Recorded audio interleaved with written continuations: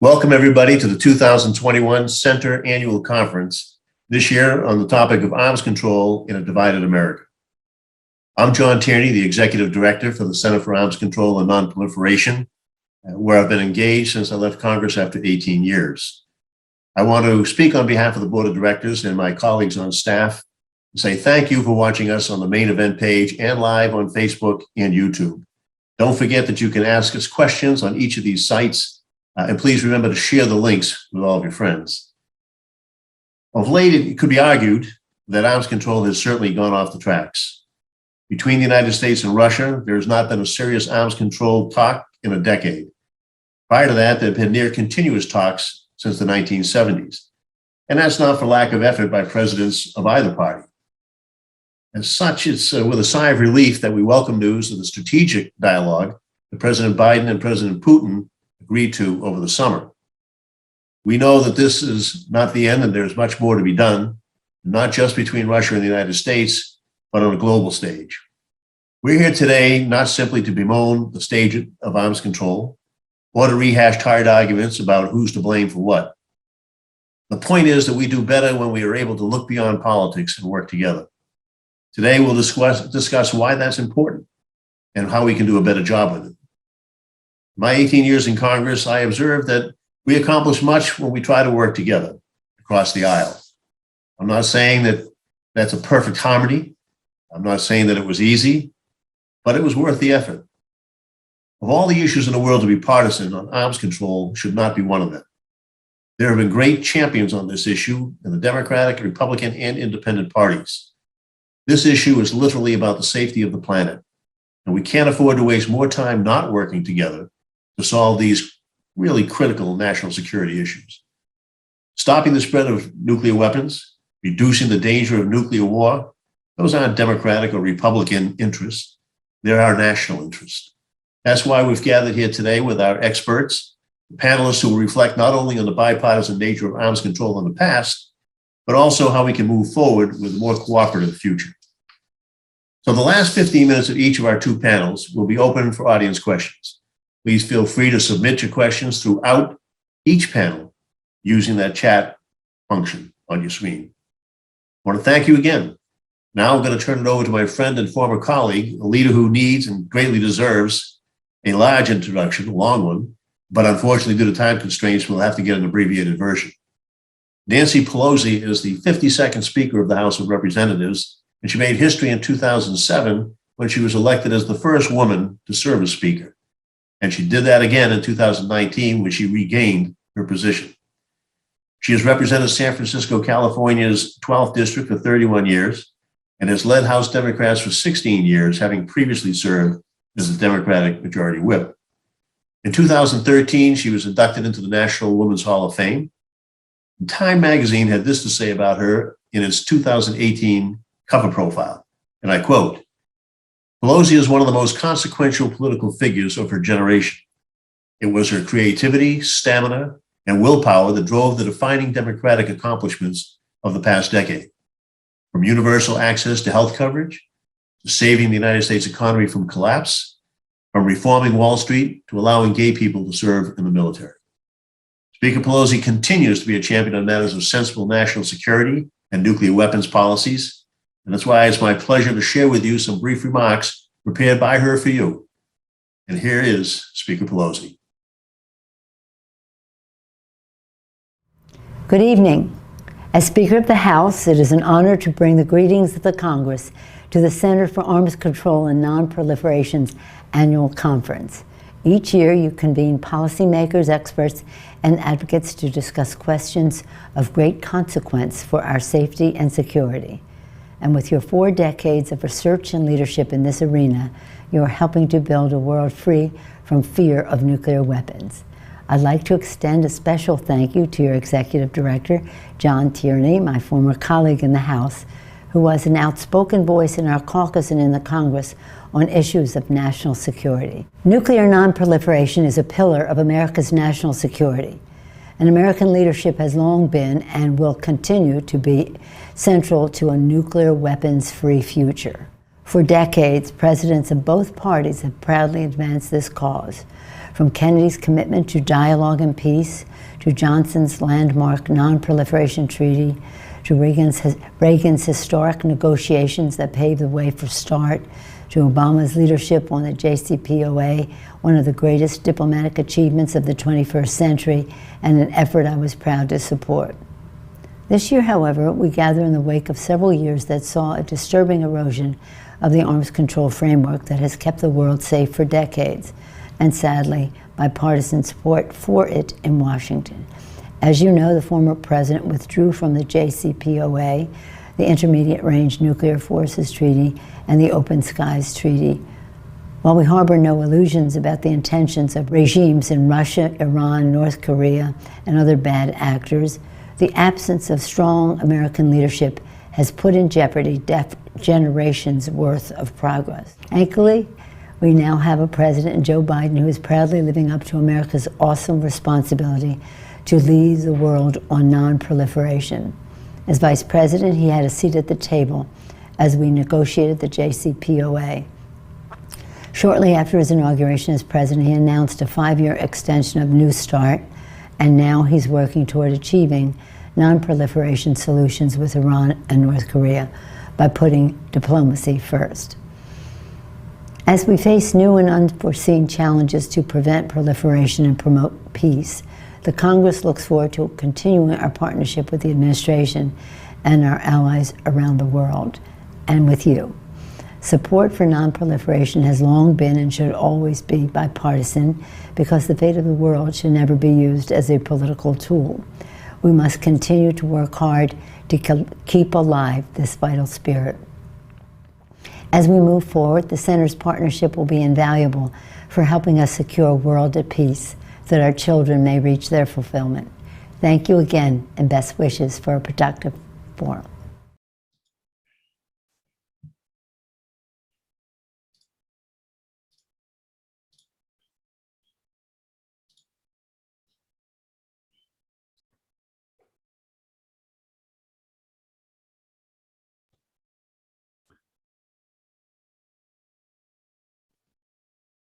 I'm sorry, I'll start again on that. Our appreciation is there for Speaker Pelosi for joining us with today's message.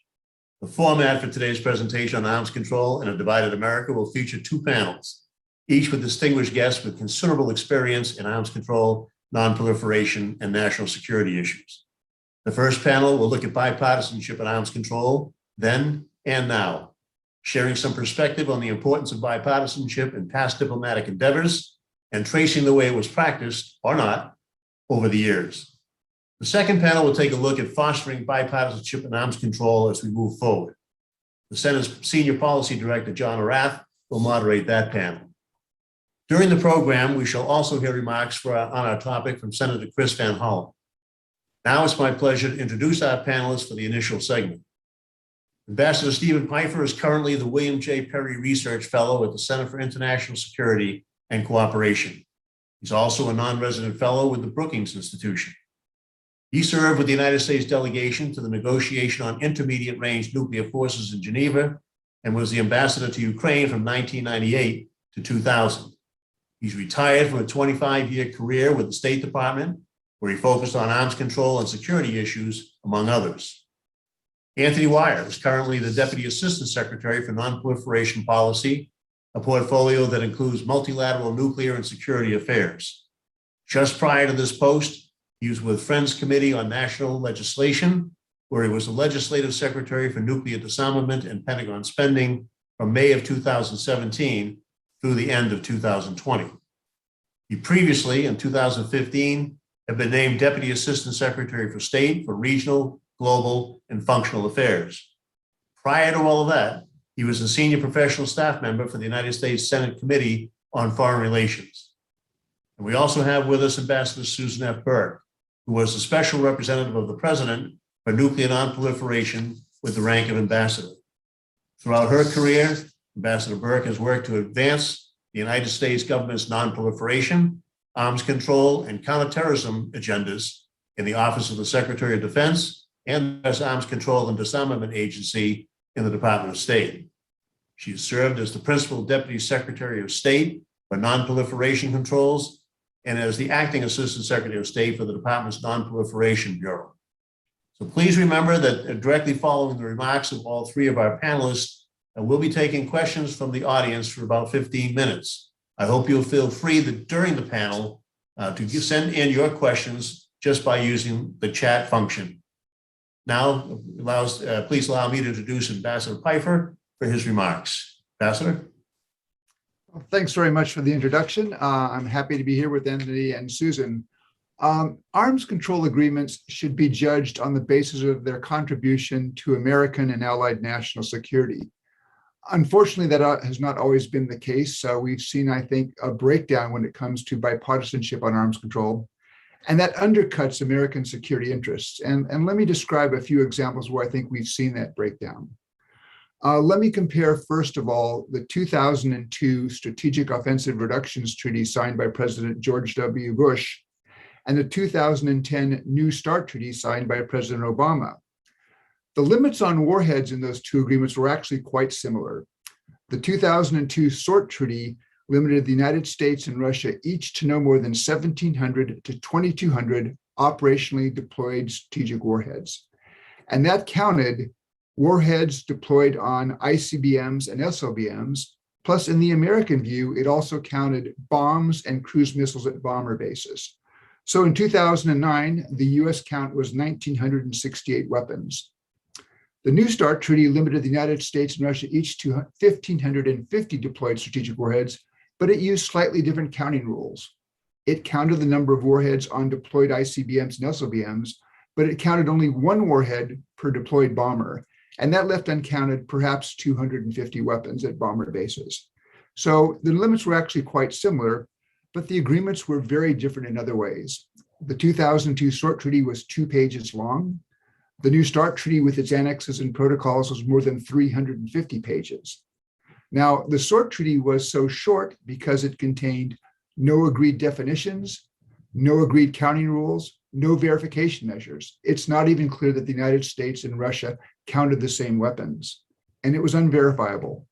Still, when the SORT Treaty came to the Senate voted to consent to ratify by a vote of 95-0. Not a single Republican senator objected.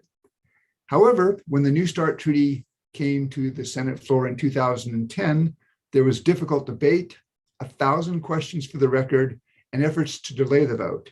And when the vote finally came, it was a consent to ratification was given by a vote of 71-26, not the 90 votes that the Obama administration expected.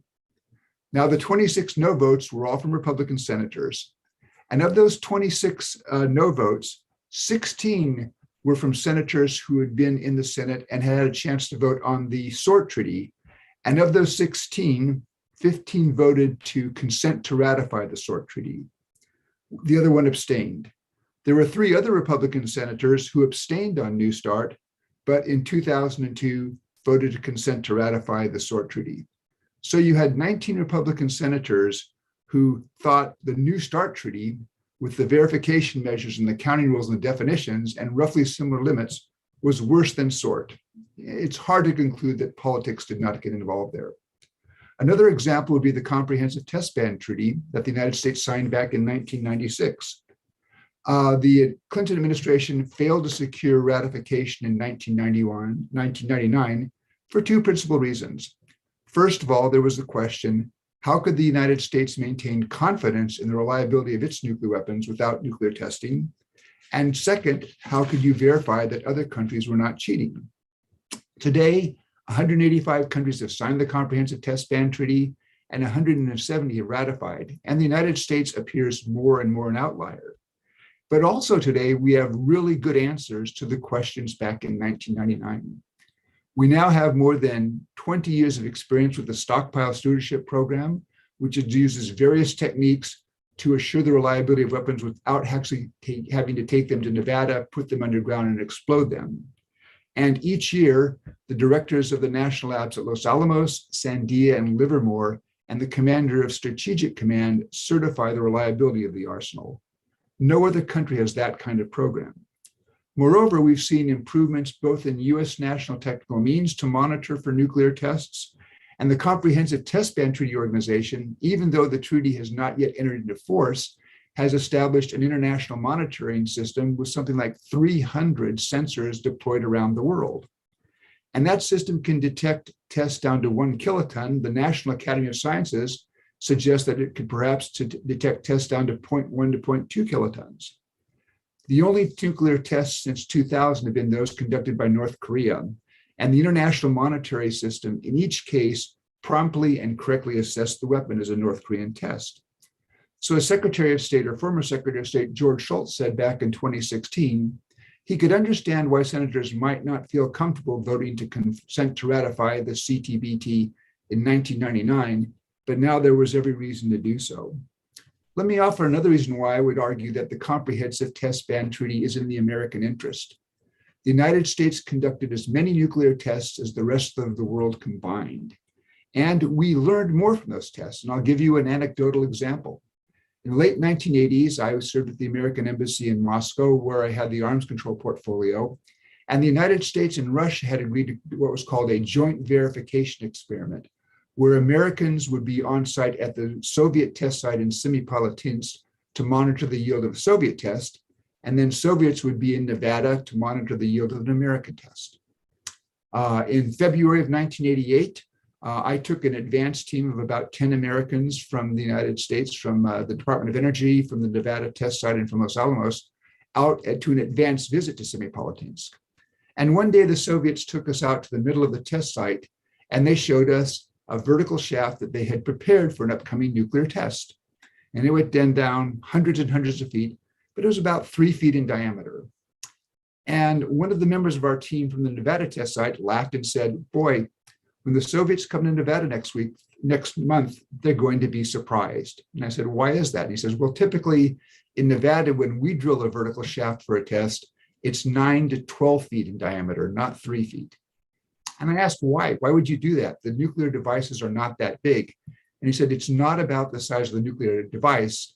It's about maximizing area above the nuclear device to hang instruments to collect the maximum amount of data. So we were learning lots more. The CTBT actually would lock in an area of US nuclear advantage. But there's no chance of getting 17 Republican senators now to vote to consent to ratify.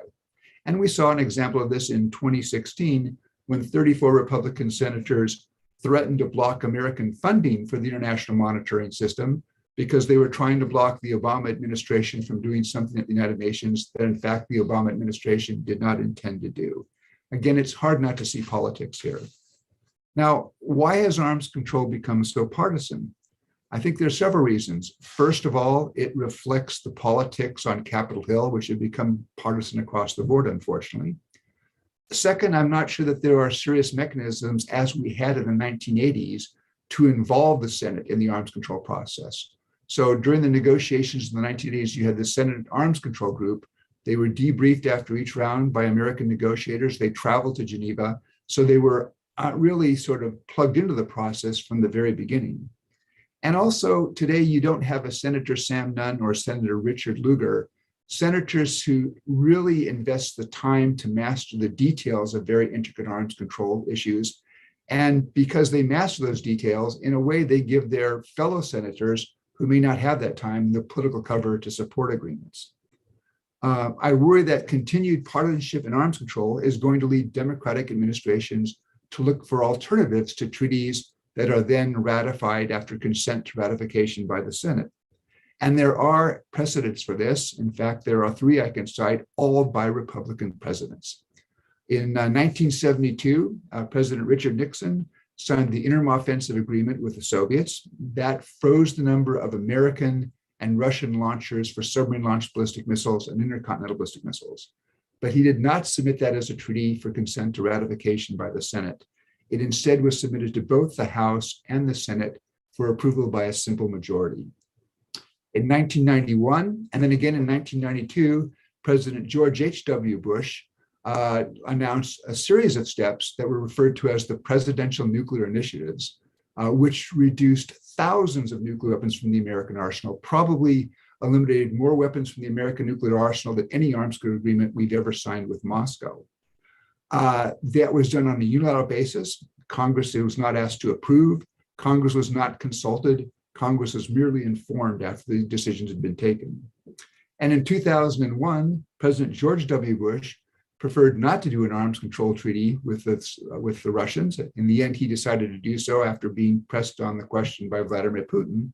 But his proposal was that he, as the American president, would go out and say, this is the number of American nuclear warheads, and ask the Russian then to state their number. The numbers didn't even have to be the same. Now, I suspect that we're in a Democratic precedent to resort to any of these three precedents, that there would be a significant outcry from Republicans in the Senate. But the politicization of the arms control process on Capitol Hill may leave a Democratic administration with no choice. And I think that's a problem for American national security interests. And I hope that people smarter than me about the politics on Capitol Hill can figure out some way to get us out of this dilemma. Thanks very much. I look forward now to hearing some of the smarter people speak.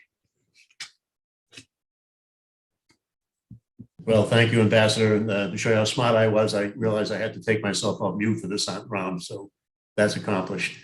So at this point in time, let me introduce the Deputy Assistant Secretary and ask for his remarks.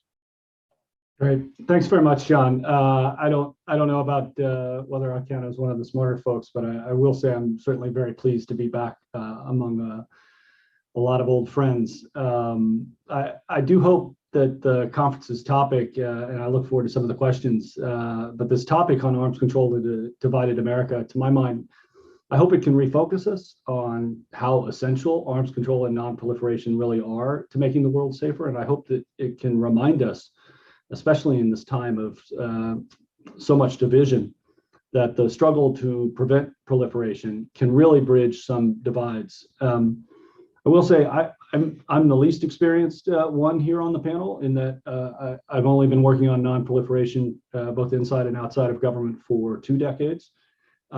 Today, I'm very privileged and very honored to be working on this important issue at the State Department. And I will say, I can tell you, I think, at least from my first year back here in the administration, that despite all that divides our politics, that when it comes to non-proliferation, the goal really is and has remained the same. That is to limit and, where possible, roll back the proliferation of weapons of mass destruction and associated technologies, while at the same time ensuring that countries who act responsibly can enjoy, under appropriate safeguards, the safe, secure, and peaceful use of advanced technologies. So let me give a few examples of why I see a fair degree of actual continuity as well in some of these areas, right? So it was in 2020, under the prior administration, that the State Department organized a conference, worked actually with the other treaty depositories to organize a conference to commemorate the 50th anniversary of the entry into force of the Nuclear Non-Proliferation Treaty. Now, having thrived over half a century, the NPT remains the cornerstone of the international regime on nuclear non-proliferation. Now, today, the next review conference for this treaty, the first that we'll have since 2015, after the delay brought on by the pandemic, is probably only 63 days away from us. So we are urgently putting together our preparations. We intend to work with allies, partners, and, where possible, even strategic competitors, to demonstrate the U.S. leadership that created the treaty in the first place and that has constantly reinforced a global norm against the spread of nuclear weapons technology. I will say that to succeed, it certainly would really help for the Senate to confirm Adam Scheinman as our current special representative for nuclear non-proliferation as soon as possible. Adam is a career civil servant. Many of you know he has served at senior levels in both Republican and Democratic administrations. And I know he will perform this important job admirably, but of course, time is short.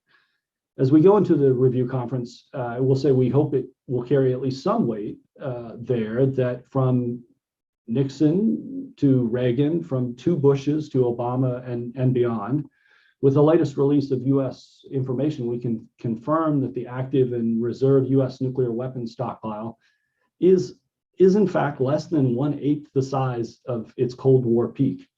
Now, these reductions across administrations and parties made national security sense for their own sake, along the lines of what Stephen just laid out.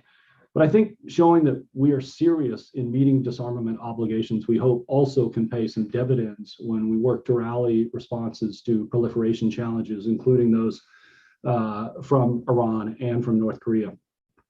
I hope we will, this administration will also show some leadership across partisan divides through US-led initiatives such as the International Partnership for Nuclear Disarmament Verification, which was an initiative begun in the Obama administration and was advanced during the Trump administration and will be continued now, as well as the creating the environment for nuclear disarmament, which was a forum begun during the Trump years, but which this administration intends to carry on and is carrying on, because we really do see value in bringing together a lot of countries across some of the lines of divisions that you sometimes see in NPT review conferences.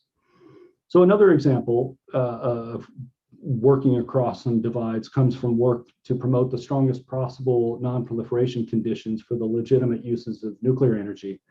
Again, it was last year in the previous administration that the United States signed an intergovernmental agreement with Romania that would effectively ensure that coming nuclear reactors, which are to be constructed in Romania, will not rely on PRC technology, about which we have some concerns for a questionable safety record in our view.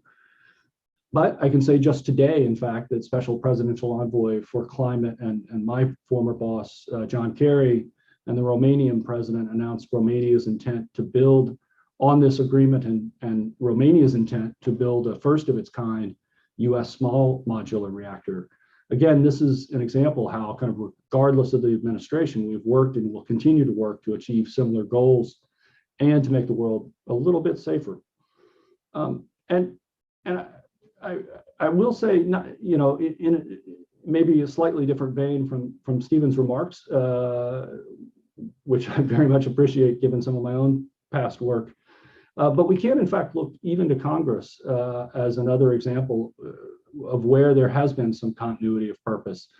Both sides of the aisle have shown remarkable support for the International Atomic Energy Agency, the IAEA. The IAEA monitors peaceful nuclear activities, as you know, around the world and helps countries use nuclear technology safely and securely to meet their development needs. I oversee the voluntary budget that the United States provides to the IAEA's work on top of its regularly assessed dues. And I will say that the bipartisan support that we receive for that funding remains essential in strengthening the safeguards oversight that the IAEA can apply in Iran and advancing some really innovative work that the IAEA does in peaceful uses of nuclear technology. So, of course, this is not to say that nothing changes when a new administration takes office. I'm an appointee of this president, so I will be clear, like, while the goals are often similar or largely the same, the methods for achieving those goals will, of course, at times be starkly different. For his part, President Biden has made clear that in order to be successful in affecting change in the world, whether it be in combating the climate crisis or non-proliferation or a host of other issues, the United States must lead.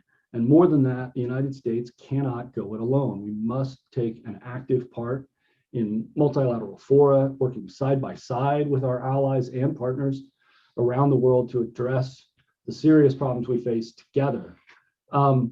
Just to give you an example of that, sanctions against actors of concern are clearly much more effective when we work with other countries together to prevent ships, their ports, their citizens from flouting such sanctions. By speaking together in a chorus of voices rather than alone, we become a lot more convincing, more forceful, and more clearly understood when confronting treaty violators and evaders. Clearly, with global interconnectivity, with the ease of travel, and developing technologies, it should be obvious we can no longer reliably achieve our security goals alone as a single nation, if frankly we ever could. We must work together with those countries who share our values, and we must reach across divides and find opportunities to work together with new partners. So that's why we're looking forward to several upcoming treaty review conferences, not just for the NPT, as I already mentioned, but also the upcoming Biological Weapons Convention, as well as the amendment, the treaty review conference for the amendment to the Convention on the Physical Protection of Nuclear Material, so that we can, united with like-minded partners, work as a team to address the issues before us. I will say it's also why, with like-minded partners, we are urging Iran to return to mutual compliance with the JCPOA. The JCPOA remains the best way to restrict Iran's nuclear program and to provide a path forward to address our broader concerns with Iran's destabilizing conduct.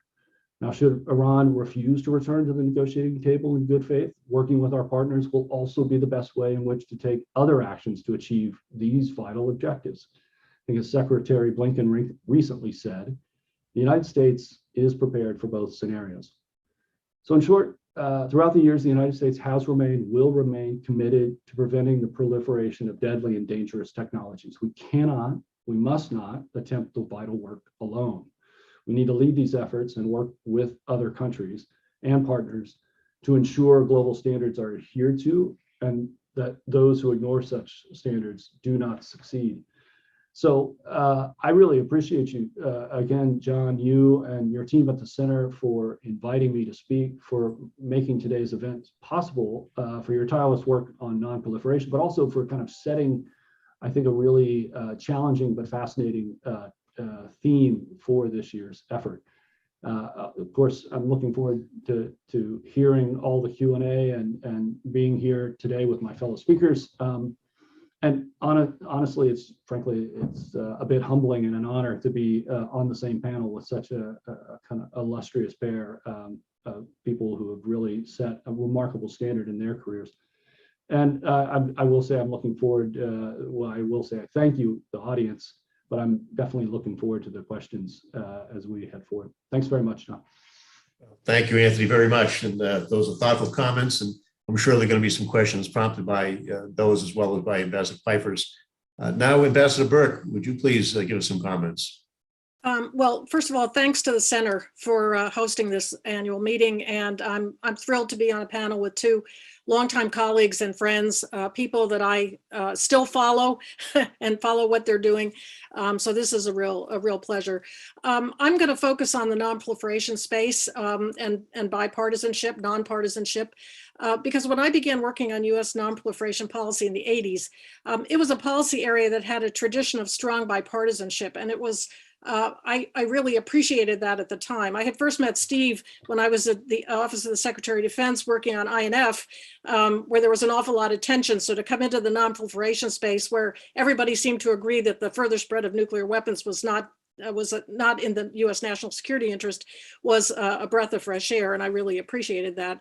I wanted to focus on two what I call great moments in non-proliferation bipartisanship, and then with apologies to John Stewart, two moments of bipartisanship zen then. And the first one, Anthony already mentioned this, it's the NPT. Without bipartisanship, we might not have had an NPT. And going back and reading over the history, I'm reminded of that. The NPT was under consideration for years, even decades, in the international community and in the US and elsewhere, as countries individually and collectively tried to grapple with nuclear weapons and the threat of them spreading, throughout the world. And during the Kennedy administration and the Johnson administration, there were lots of discussions. There were resolutions at the UN and there were meetings and so forth. But it was in the Johnson administration when the US and the Soviet Union were working together, came up with identical text to table in the 18-nation disarmament conference, the predecessor of the Conference on Disarmament. To make a long story short, the treaty was concluded, and I would refer people to George Bunn's 1992 book, Arms Control by Committee, which does case studies on a lot of interesting issues. And as I was rereading it and reading names that I knew and you would all know, it's a fascinating set of case studies and lessons on how to negotiate these things. And my memory was refreshed with that. But in any case, the treaty was concluded and it was signed by the United States in 1968 by the Johnson administration. And it was submitted to the Senate at that time for advice and consent to ratification.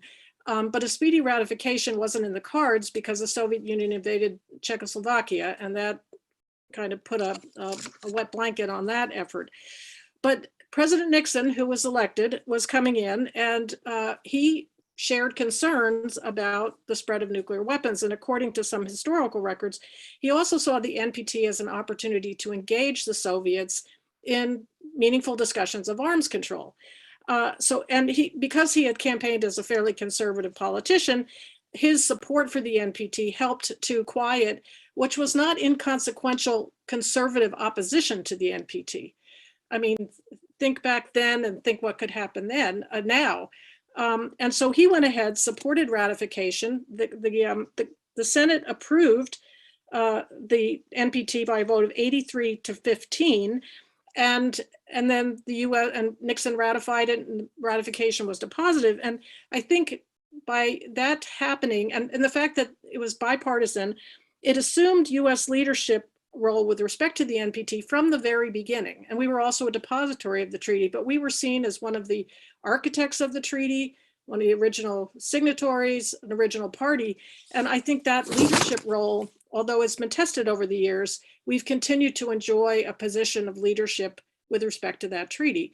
And the other example I was going to mention, because I had worked on this back in the day, was the Treaty of Tlatelolco, which established a nuclear weapons-free zone in Latin America. It actually predated the NPT. It was 1967 when it was concluded. And it was only open to the regional states of Latin America. The US couldn't join the treaty itself. But the treaty had 2 additional protocols that were open to parties to the nuclear weapon states in one case, and to states that had territories either de jure or de facto in the zone. And I'll take them in reverse order. So the treaties negotiated by the Latin American states in 1967. Protocol 2 included a pledge by the nuclear weapon states not to use or threaten to use nuclear weapons. This was signed, again, in the Johnson administration in 1968. Now Nixon, and I don't have all the details, don't have the time, but Nixon sent Protocol 2 to the Senate in 1970. So Democratic administration signs it, a Republican administration sends it to the Senate with a recommendation that they give an advice and consent subject to certain understandings and declarations, including some caveats around the negative security assurance in the protocol. But it was the first time that the US would give a legally binding commitment to non-nuclear weapon states that are parties to the zone not to use or threaten to use nuclear weapons against them under certain conditions. The Senate tinkered with the statements a bit, but it gave its advice and consent in 1971.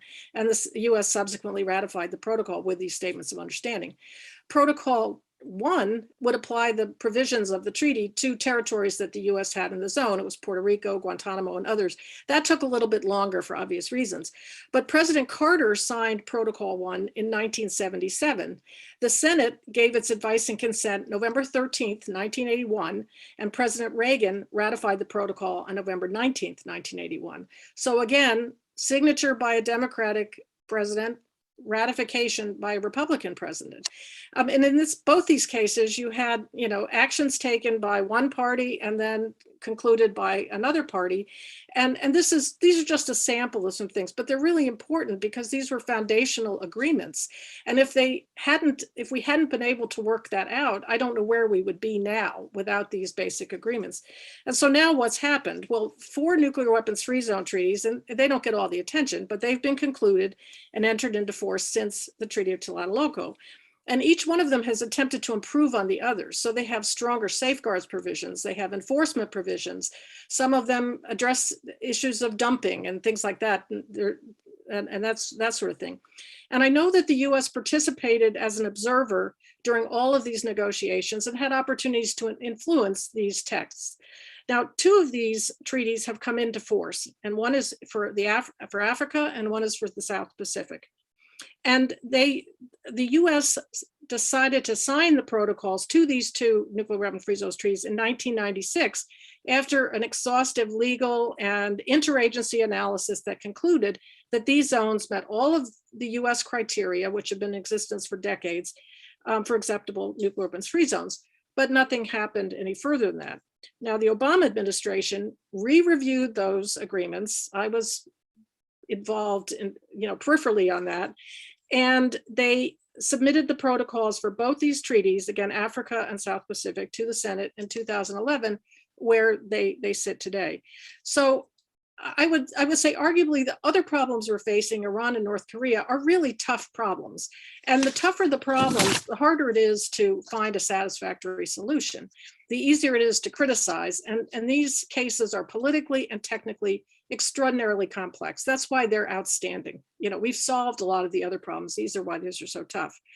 But I think what we need to remember, and I think Steve and Anthony mentioned this, when we decide to align ourselves with these agreements or to ratify them, we're not doing a favor for somebody else. We're not trying to make our allies or partners in other parts of the world happy with this. We make a cold, hard calculation that it's in our security interest to have these agreements and to reinforce the non-proliferation regime and to make these, and some of these agreements may not be perfect, but we all know that you can make the perfect the enemy of the good, and then you end up with nothing. So I think, I don't know where we're going with all this. I don't know where, I think there is so much politics now. We've sort of lost sight of what is in the US interest here, because a lot of these agreements, it's in our interest to do this. They make us more secure. They help tie the hands of other countries. I don't want to get into Iran because I was not involved in that. I just think this is an effort where you had a sustained effort by experts, political and technical. Some of these people were rocket scientists who did their best to come up with an agreement with partners, foreign partners, to try to put a freeze on a program for a number of years that would give time for diplomacy and others to work the other problems. Now, I will suggest my personal view that the decision to withdraw from the treaty looks political to me. And I think it's unfortunate to do that, to pull out of a treaty if you don't have a plan B. But hopefully we can find some way to work with our partners and capture some of the gains that we had made. I would just hope. But I do want to underline the fact that these are not easy problems to fix. And it really requires the best and the brightest and the good faith involvement of all the parties. And that does include congressional staff and congressional experts. And I would love to see some idea revisited of engaging more regularly and comprehensively with congressional, with Congress persons and staff on these issues to see if we can't clear away some of these issues along the way. Anyway, I'll wrap it up then and open for questions. Well, thank you, Susan. Thank all three of you for your comments. I think you gave us a little tour de force with the situation as it has been and as it perhaps could be going forward, and gave us some good primary examples of that. We have some questions that have come in for the limited time that we have left in this segment, but the first ones are pretty easy. Susan, you recommended a book at the top of your remarks, and somebody would like to know the particulars on that again, if you could.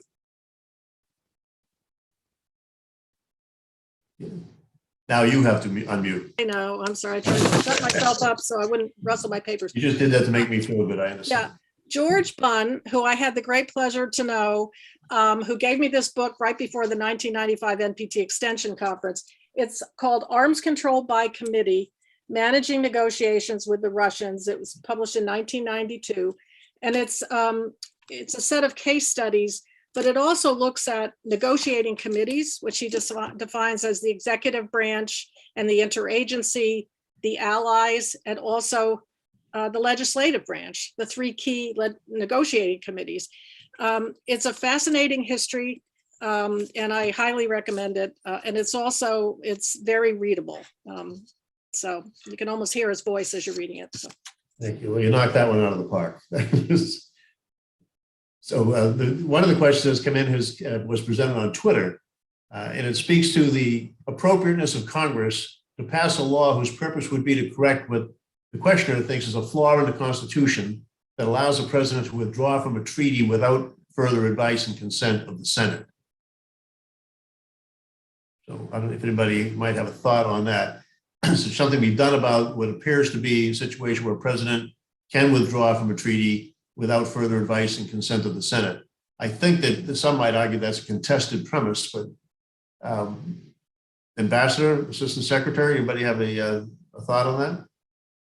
Well, it may be contested, but I think, you've now seen the reality. I mean, the decision to withdraw from the Anti-Ballistic Missile Treaty in 2002, the decision to withdraw from the INF Treaty were taken without regard to views on Capitol Hill. And I would agree it is unbalanced. I mean, if a president signs a treaty and before it can enter into force, he or she needs to get a 2/3 vote to consent to ratification in the Senate, but then the executive branch then has the unilateral power to withdraw. That seems to me to be a little bit out of whack. And it might be something that the Senate might want to explore, whether they want to have some kind of a way to assert their prerogative in that question. Thank you. Anthony, Susan, you want to add anything to that? Well, all I would say is that many treaties are written with a clause that provides for conditions for withdrawal. And I think that's there. I guess there could be questions about that, but I agree with Steve. I think it's a little lopsided, but I haven't given it a whole lot of thought. I will now. Anthony, does that cover the ground?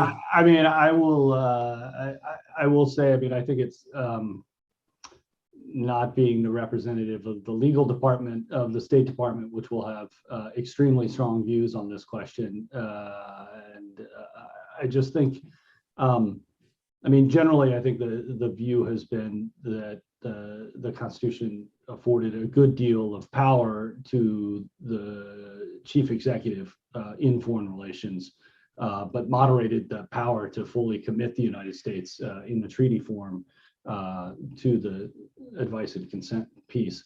And the absence of that, the absence of a clear provision on withdrawal would suggest that the drafters of the Constitution knew what they were doing. They would have had it in their power to set up a provision to stop it. So beyond that, I probably shouldn't stray.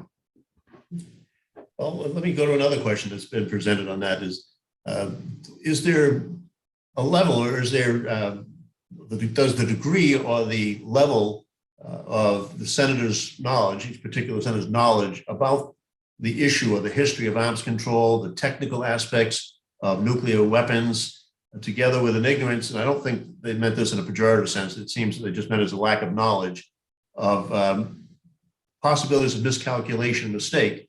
Do any of those things, do you think, have an impact on the apparent decline of urgency in the Senate's attention to and interest in these matters?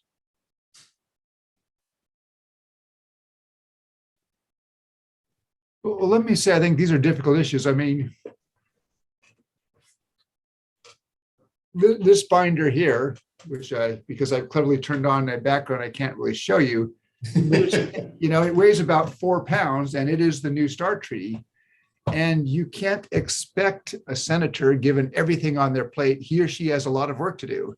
So they're not going to be able to go through all the different protocols to understand the in and outs. One reason you have a staff person is so that staff person can do that work and then give you the gist of the treaty. But again, I think this is where there has been a real loss, where we don't really have on the Democratic side a Sam Nunn, and we don't have a Republican side, on the Republican side, a Richard Lugar. I mean, people who invested the time themselves to master the details.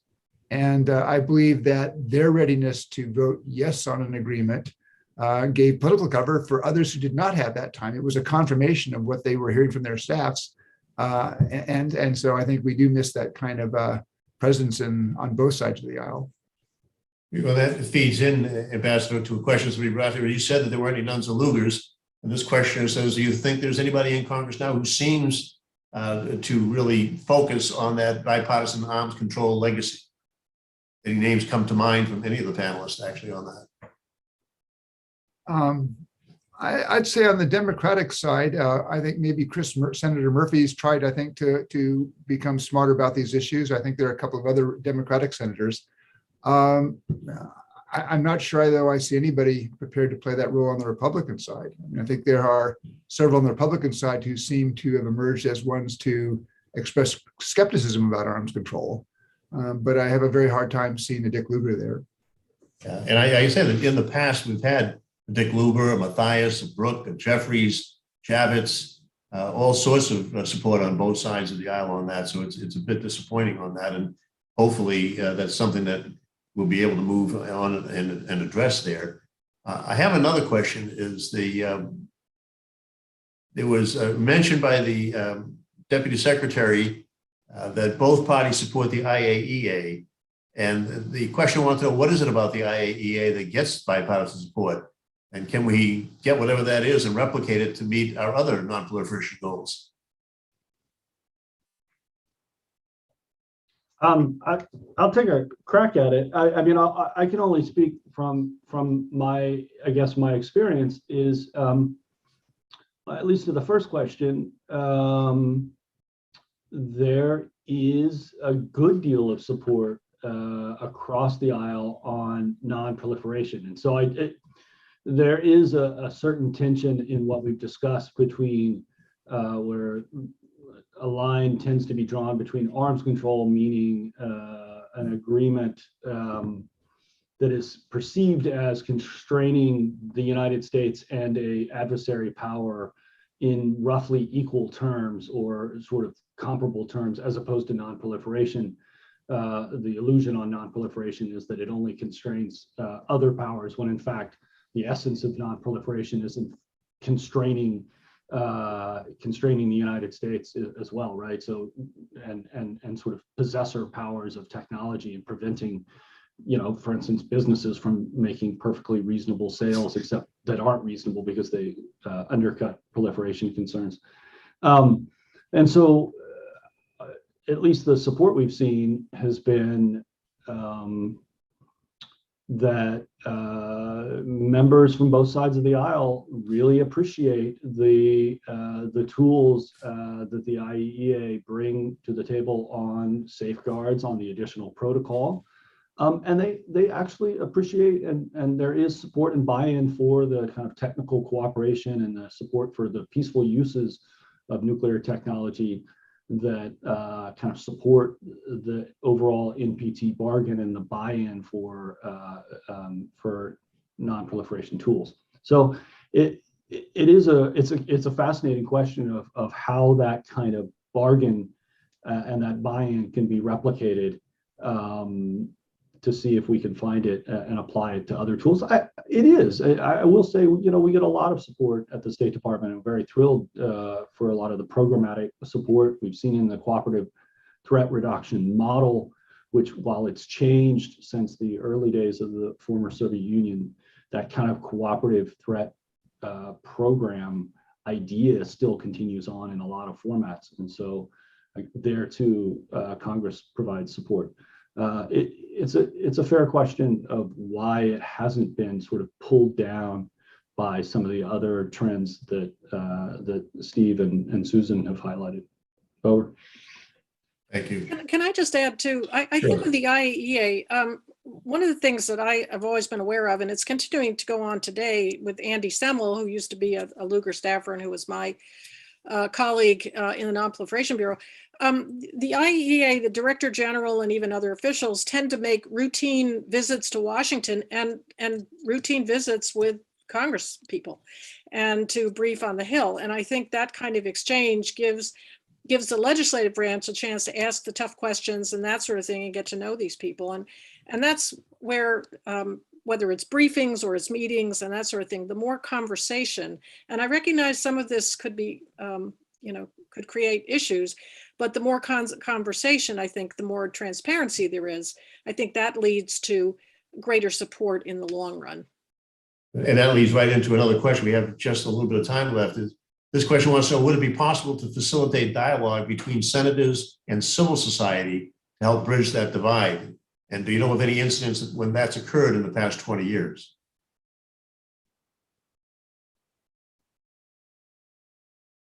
Apparently not.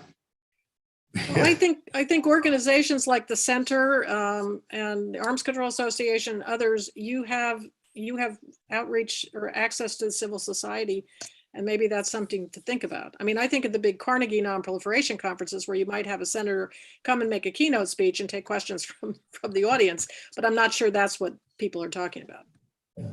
No, but I can say that the Center regularly has gatherings of senators and House members from both parties with experts on that, and we do them privately so that People can ask questions freely and not feel they're going to get badgered later for something they didn't know that somebody else thinks they should know. And those have been proven pretty successful in terms of getting people engaged on that. And I know that other organizations in the nonprofit civil society area are doing similar types of things to keep that going on that. Let me see if I can ask one last question on that I saw it come in.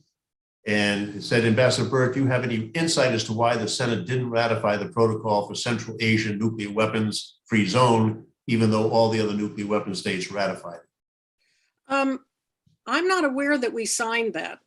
So that, and I tried to find that out, and I don't think we signed that zone. I don't know whether, Anthony, if you've come across that. If we didn't sign it, then it hasn't been submitted.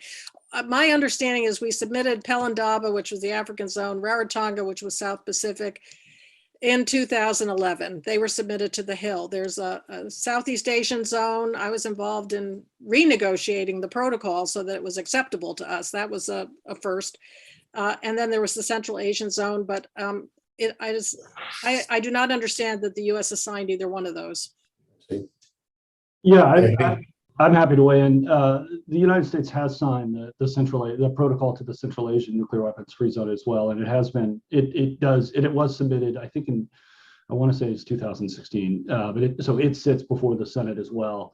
And I would say on that, it hasn't drawn as much attention, but those three protocols, the questioner is correct. The United States is the only of the 5 nuclear weapon states under the Nuclear Non-Proliferation Treaty, that is, those who were invited to sign the negative security assurance protocols, who the United States is the only one that hasn't provided the legally binding assurance under those protocols to the parties to the Africa and the South Pacific and to the Central Asia nuclear weapons free zone, which does carry a certain diplomatic cost, that it is the United States alone that has failed to provide that negative security assurance.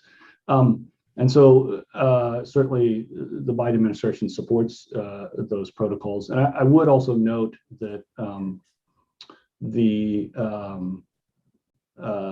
negative security assurance, there's a lot of continuity, even notwithstanding a lot of differences between the 2010 and the 2018 nuclear posture reviews. The formulation on the overall global nuclear negative security assurance, the United States will not use or threaten to use nuclear weapons against countries that are party to the NPT and in compliance with their nuclear non-proliferation obligations. There's a real continuity between those two administrations that had a lot of differences on their nuclear posture policies. And so one might look to that as perhaps providing some hope if the Senate saw fit to consider those protocols. Well, thank you. Thank all three of you for interesting comments and remarks and responses to questions. Thanks to our audience for the questions on that. Now it's my pleasure to introduce to you remarks from Senator Chris Van Hollen of Maryland. Senator Van Hollen is one of those individuals who takes a particular care about getting involved in these non-proliferation and disarmament issues as they come before the Senate. He served in the House of Representatives from 2003 to 2017. I was happy to be his colleague. And among other responsibilities in the House, he served as chairman of the Budget Committee. He was elected by the citizens of Maryland as a senator in 2016 to begin service on January of 2017. Throughout his career in office, Senator Van Hollen has focused on the growing inequality in America and has been involved in the great deal of related legislation directed at improving the lives of American citizens and from all walks of life. He has long stood for a vigorous diplomacy, for foreign assistance, and for a judicious use of force as last resort. Senator Van Hollen's been a consistent advocate for nuclear weapons sensibility and for sensible national security policies. Senator Van Hollen. Hi, I'm Chris Van Hollen, and I'm proud to represent Maryland in the United States Senate. And I'm especially pleased to be joining all of you at the Center for Arms Control and Non-Proliferation for this year's conference. I want to give a special shout out to the Executive Director of the Center, my friend and former colleague, John Tierney, and salute all of the activists, students, academics, experts, professionals, and all others who are participating in today's important event. The theme of this year's conference, Arms Control in a Divided America, calls upon us to reflect on whether and how we will be able to continue to use the very important tool of arms control to enhance our national security in our hyperpolarized political climate. Over recent decades, issues of arms control and nuclear disarmament have led lawmakers on both sides of the aisle to square off and engage in spirited and sometimes divisive debate. But historically, we've been able to find common ground, and I've seen that firsthand. Back in the 1980s, before I was thinking of running for elected office, I worked as the legislative assistant for national security and arms control on the staff of the late Maryland Senator Charles Mathias. I later joined the staff of the Senate Foreign Relations Committee and worked on nuclear arms control issues, and was part of the staff team that worked on the Senate ratification of the Intermediate Range Nuclear Forces Treaty, known as the INF Treaty. At that time, while debates over nuclear arms control were heated and intense, there was broad bipartisan recognition that arms control played an essential role in our overall national security strategy, and that our arms control architecture strengthened our security by ensuring greater predictability, stability, and transparency. It's that common understanding that helped us avoid what would have been even more expensive and more destabilizing and out-of-control arms races with the former Soviet Union. The United States military, along with political leaders of both parties within the United States, saw the benefit of this strategy and worked in pursuit of those benefits. From the first nuclear agreement of the Cold War, the 1963 Limited Test Ban Treaty signed by the Kennedy administration, to the New START Treaty negotiated by the Obama administration, presidents of both parties have employed arms control treaties and agreements as part of our overall national security strategy. There's no question that the world has changed dramatically since the early nuclear arms control agreements of the Cold War. The Berlin Wall came down and the Soviet Union collapsed. Hey everyone, we are now no longer locked in a bipolar world bookended by two ideologically opposed dueling superpowers. But while much has changed, the need for effective arms control measures has not. The Cold War is behind us, but new threats have emerged. Indeed, we've gone from a world defined by two major nuclear superpowers to a much more complicated world with other significant major powers, including nuclear powers like China and other rapidly emerging players on the global stage. In addition, the threat of nuclear proliferation continues to grow, as does the risk that nuclear weapons could fall into the hands of dangerous non-state actors. Whether or not the divided, polarized politics of this moment can adapt to meet these security challenges remains to be seen. And you need look no further than the Obama administration's Joint Comprehensive Plan of Action, commonly known as the Iran nuclear deal, to understand how hotly contested these fights can become. That plan wasn't perfect, no arms control agreement ever is, but it significantly constrained Iran's nuclear enrichment program and extended Iran's potential breakout timelines. I supported that agreement because it took us off the path of a disastrous war over Iran's nuclear enrichment program. But as we know, that agreement was shredded by the Trump administration, a decision I believe based on politics, not policy. I was also disappointed that the Trump administration failed to use its executive authority to extend the New START agreement with Russia, despite strong support from our military leadership. I'm glad to see the Biden administration set us on a fresh course, a course I believe will help reverse some of the damage done by the previous administration. President Biden immediately embarked on an effort to salvage and update the JCPOA. In addition, one of the first actions taken by President Biden was to extend the New START agreement for another 5 years. And this new administration has been deliberate and intentional in updating our strategy to address China and North Korea. But the question remains, Where do we go from here? That question carries special resonance today as we approach the 10th review conference of the Treaty on the Non-Proliferation of Nuclear Weapons, or NPT, which has been signed by 191 states, including the 5 declared nuclear weapon states, and which calls for the prevention of the spread of nuclear weapons and the promotion of both nuclear disarmament and the peaceful use of nuclear energy. As we approach this upcoming review of the NPT, which was postponed to February of next year due to the pandemic, the United States must ensure it meets the spirit of that agreement through our defense and arms control policies. I believe that we must also avoid adding weapon systems to our nuclear arsenal that could lead to greater instability, including new nuclear-armed sea-launched cruise missiles, known more commonly as the SLICM-N missiles. These weapons were withdrawn from our arsenal by President George H.W. Bush and officially retired by President Obama.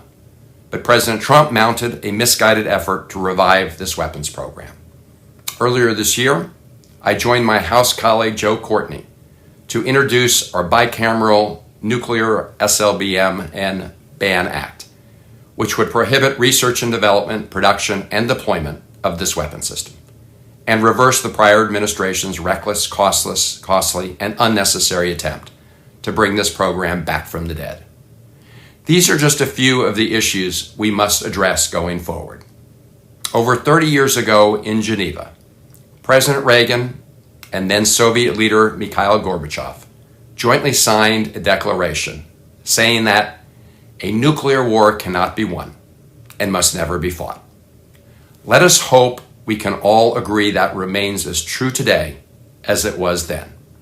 And let us all strive to ensure that we can find common ground to make sure it never happens. The jury is still out on whether, with our deeply polarized politics, we can achieve bipartisan agreement on the important role that arms control plays in protecting our national security. Only time will tell. What I do know is this, that the Center for Arms Control and Non-Proliferation and other organizations like it will play a crucial role in determining the answer. You can continue to bring people from both parties and from different perspectives together to discuss these issues. They are as important now as they ever have been. In some ways, more so. It's in that spirit of collaboration and partnership that I'd like to end where I began, by thanking the Center for your work organizing today's important dialogue. Our future success is bound up in the important mission that you've undertaken. Thank you.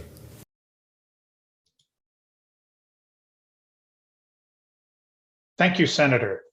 It's my pleasure to be chairing the second panel today, looking to the future, fostering bipartisanship in arms control and non-proliferation. We've already heard from our first panel about some of the important aspects of this issue, particularly the importance and the way in which we strengthen our arms control efforts when we have some level of bipartisan consensus supporting them. The first panel set a very high standard, but I'm confident that this panel will continue the good discussion that we have had. It's been very exciting to get to meet them and to prepare with them for this subject. So I want to introduce them first. We have Rebecca Hersman, who is the Director for the Project on Nuclear Issues and the Senior Advisor for the International Security Program at the Center for Strategic and International Studies. She was the Deputy Assistant Secretary of Defense for Countering Weapons of Mass Destruction from 2009 to 2015. She has lectured at the Council for Foreign Relations and at the National Defense University. We're also joined by Mr. Mark Appleton, who is a board member of the center. He was the coordinator for Iran at the State Department and the special advisor to the Secretary of Energy for Nuclear Weapons. He's also been an advisor to Senator Ed Markey of Massachusetts. Finally, we are joined by Dr. Alex Wellerstein, who is the Associate Professor and Director for the Science and Technology Studies Program at the Stevens Institute of Technology. He is a historian of science who specializes in the history of nuclear weapons. He's lectured at Harvard, MIT, and Georgetown, and published far too many books and articles for me to even begin to list here. We've heard from the first panel about some of the areas in which there are advantages, particularly on the non-proliferation side, to working in a bipartisan environment. So would you take us to the future? What are the prospects for cooperation? Why is that important? So we're going to start with you, Ms. Hersman, please. Thank you so much for having me. It's a pleasure to be here with the Center for this auspicious event and to talk about what is a really challenging subject in terms of bipartisanship. My comments are really reflect not only kind of 3 decades in the policy sphere, but also running a program that's dedicated to developing the next generation of nuclear practitioners. And in doing that, we actually wrestle with this challenge about how to bring communities together from our political right and left. And through that, I've really found that nuclear policy not only reflects the broader political polarization afflicting the country, it actually amplifies it. The polarization within our community is not just political, it's deeply ideological. I might even say increasingly theological. So forgive me for saying this out loud, but it's not actually clear to me that a majority of people, scholars, advocates, policymakers, and others engaged in developing nuclear policy actually want bipartisanship. And in part, that may be a place we need to think to start. Now, why is that? Well, it's because bipartisanship in this area requires compromise, potentially extremely significant compromise. And yet ideological rifts are less easily bridged than political ones, and theological ones harder still. At the heart of this dilemma is the nature of nuclear policy itself. And nuclear policy practitioners are forced to contemplate the most existential of risks, fundamental human survival. So if that doesn't bring out the theological locking of horns, I'm not really sure what does. But moreover, when we internalize the implications of policy in such as existential terms, it's difficult to think in terms of compromise. It's very hard to think halvesies on nuclear war. But I think there are some ways to navigate this impasse. I think we can find a way to reduce the toxicity of the debate and hopefully to move in a direction of realistic and sustainable policies that protect our security and reflect our values. I think there are some steps we can take. But be forewarned, I think they are harder than they look and are as much about sociology and psychology as they are about policy. My first recommendation to our community writ large is to try to work a bit harder to humanize both the debate and the debaters. We need to accept that people care passionately about these issues because they care about the security and safety of our country and the world. Pro-deterrence thinkers and pro-disarmament thinkers actually have the same goal. Both want to prevent nuclear war. They do, on many occasions, have very different ideas about how best to do that. But impugning motives, accusations of unethical influence, character pot shots, name calling, all of which we see in evidence, create tremendous roadblocks, and I think oftentimes unnecessary ones. If we could reduce the ad hominem in our policy debate, I think we could be more constructive. I will say, as part of what we do at Pony, we bring together people from various walks of life in the nuclear policy field. We have no litmus tests on your views on nuclear policy, and we work very hard to bring diverse cadres into things like our scholars program, our mid-career program. And one of the things we do, though, is work in a very interdisciplinary way, bringing representatives from our armed forces together with people from think tanks, from academia, from government, and elsewhere. And it is at times we've actually convened, in fact, all the way down in a missile silo out in our missile fields to sit with missileers and disarmers and have a conversation. And you can really see some of the barriers break down and the needs for civility to come into play. I've seen it over and over again when our B-2 pilots and our arms controllers sit together as nuclear scholars. And the humanizing that occurs when people realize they can really come to respect individuals with whom they violently disagree on policy matters. I also think that bringing together diversity of thought makes better policy. It makes us better at what we do. It makes us hone our own arguments. And we have to work hard, though, to bring those views into our orbits. And I think this is an area where we fall down. It's very hard to hear things we disagree with, and it's even harder to hear them with compassion and empathy for the other person's point of view, but it's absolutely necessary. Another anecdote from our pony experience, I think, kind of brings home how challenging this is. We had one of our scholar groups come together, and we did what was we thought would be a really helpful exercise on sort of diversity and inclusion, and kind of an icebreaker drill in one of our groups. And wanting to make sure we did this correctly, we worked with an HR consultant. And the original exercise we used prompted discussion about how people interact and identify across gender, race, sexual orientation, age, and several different categories. Knowing our group, we asked for an additional component that highlighted political identities and ideological views on nuclear weapons. The discussion was fascinating, if a bit disturbing. Not only was the compassion and empathy so clearly present for other aspects of diversity, much less in evidence, there was a sense that an amount of intolerance was more socially and morally acceptable in these political areas as opposed to others. The fact is, our social media really emphasizes our siloed information bubbles, and the algorithms feed our preferences and our biases. It also encourages combativeness. Anyone who's active on Nuke Twitter knows it's a bit of a war zone. I think we would serve this goal better if we could really check this combativeness and really think carefully about what it means to be truly stretching our thoughts and talking in a constructive and engaged way with people with whom we disagree. Third big thing I think we need to do is to rebalance between advocacy and analysis. What do I mean by that? Advocacy, usually you know the answer you want, and you're looking for information that supports your case so you can persuade others that you're right. And when we've had longstanding solutions in play for a long time, we've kind of developed and honed and focused on advocacy. And I would say increasingly so over the last 10 years, and in a way that I think we need to rebalance.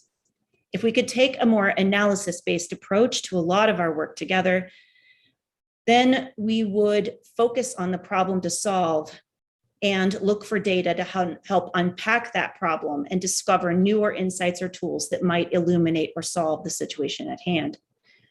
Now, these are practical issues.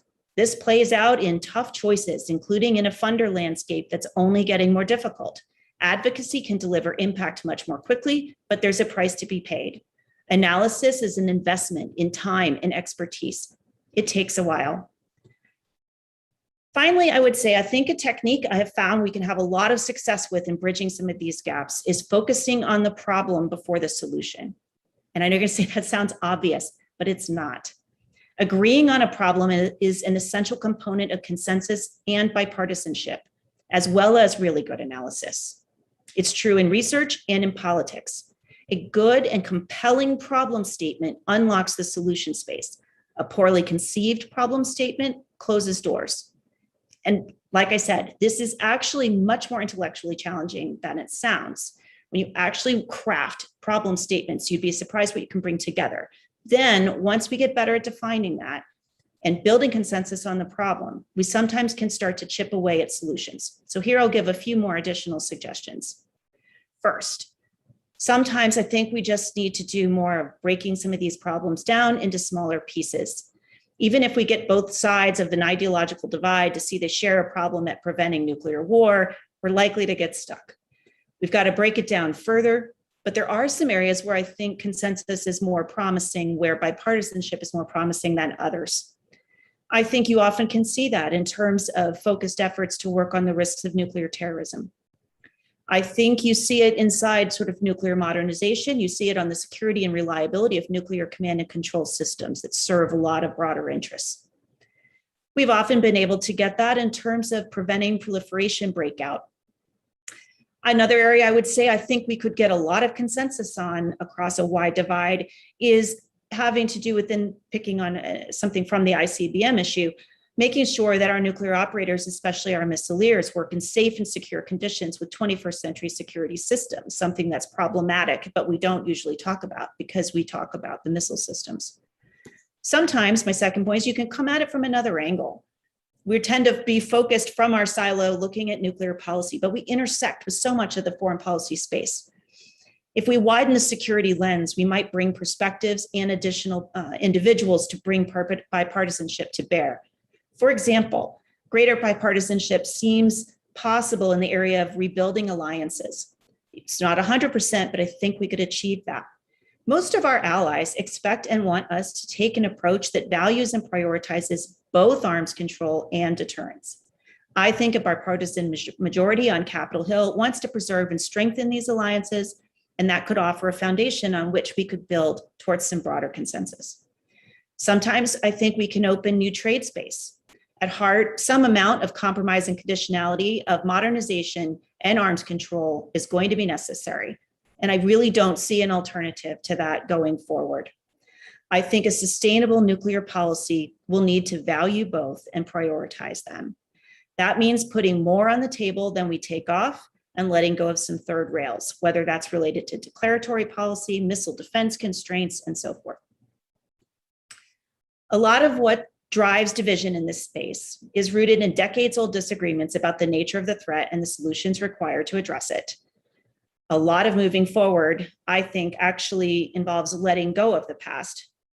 We need to learn from history, but not constantly relive it. And I think we have some hard and necessary work ahead. But I do think it's possible, especially if we could work harder to reset the climate in which we do this work. Thank you.